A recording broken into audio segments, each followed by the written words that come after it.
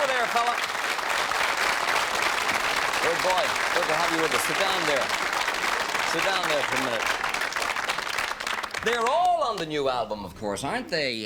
Don't Want to Dance and Baby Come Back and all the great ones. Listen, after the tremendous success with the Equals, Eddie, you disappeared for a long time. How come? Where were you? Trying to build a solo career all over again. I went to the Caribbean and started my own label called Ice Records. And we started selling records there and anywhere that anyone... I'm a bit breathless, and I know you were performing, I know. Pardon me.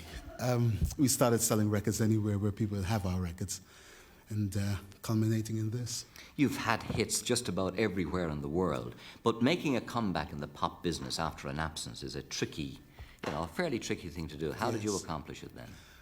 Well, in 10 minutes. Well, we set up the label and we went to the various radio stations in the various countries and did very much what I'm doing here now, talking on radio and TV and so on, and letting the people see that I am what I say I am. And eventually they bought the records.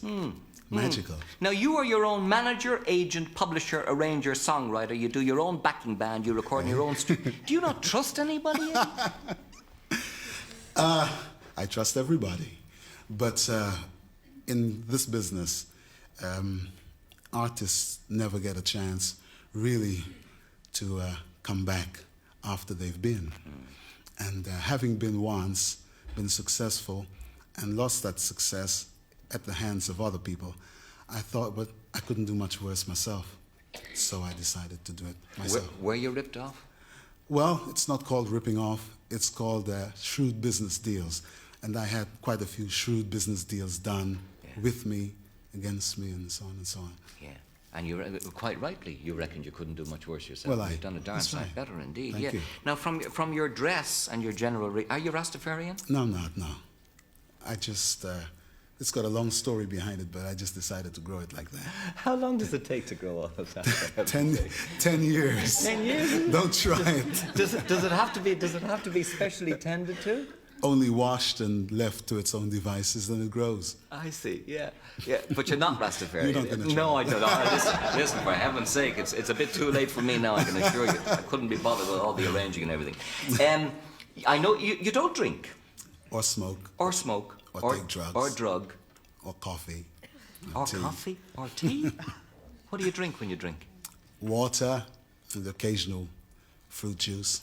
And is this from religious belief or from health No, point of view? just I like it that way. You must be one in a million in the pop business if you don't drink and don't smoke and don't drug and don't drink tea and don't drink coffee, for heaven's sake. Bit rare, yes. Yeah, I see.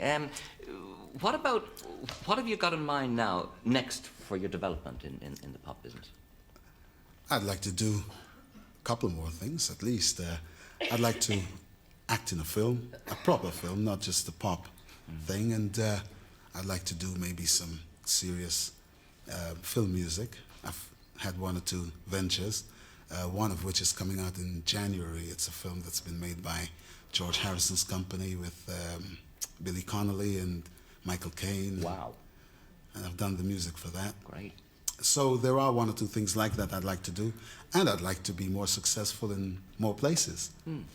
Well, you're doing pretty well at the moment, mind you, and you've done pretty well from the 60s. Did somebody say to me tonight that when you do business with Brazil and with the Iron Curtain countries, you don't take money in exchange, you take goods? Well, if we could get money, it would be all right, but we normally in those places can't get hard currency, so we take whatever they've got to give. I mean, there's wine in Yugoslavia and marble from Brazil or wood from Guyana or that sort of thing. We try to sell records in any country that we can, regardless of politics or whatever it is. And normally in those places, there are financial problems and so on. We try to sell our records reasonable to the people, and we take what they give us. And what do you do with the marble that you get from Brazil? Use it. For what? Well, whatever. You put it on your floor. or sell it back to someone who wants to buy it. Oh, and ditto with the wine from Yugoslavia. Oh well, since I don't drink, there's a lot of wine there hanging around. Yeah, and does that work out pretty well? Yes, it does. You're really in the stock business, in the commodities business. Well, we have to be. Yeah. Yeah, but you're still keeping an eye on it all yourself. That's right. Listen, just before you go, would you say hello to all the people who turned up today at the Alex? On which camera? On that one there. Oh, well, I'd like to say a big hello to all of you people who turned up today. Sorry I couldn't be there in the place itself. We did come, and we got to the back entrance, and there were a lot of people there, and we were told by the police, look, you can't go in there or else there'll be a riot. I think the best thing to do would be to do exactly what I'm doing now, which is saying thank you for coming and all that. That's all right. Nice man. Eddy Grant, ladies and gentlemen. Thank you very much indeed, Eddy. Good luck.